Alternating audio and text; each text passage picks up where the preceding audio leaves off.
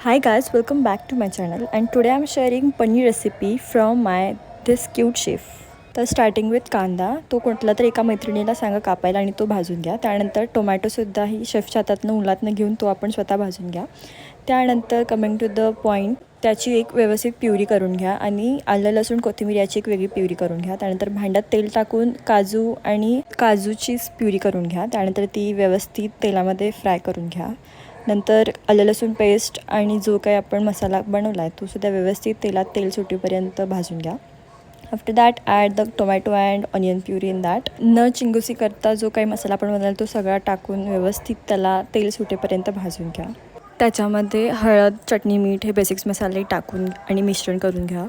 आणि तो जोपर्यंत तेल सोडतो आहे तोपर्यंत तुम्ही काकूने दिलेले आंबे व्यवस्थित खाऊन घ्या.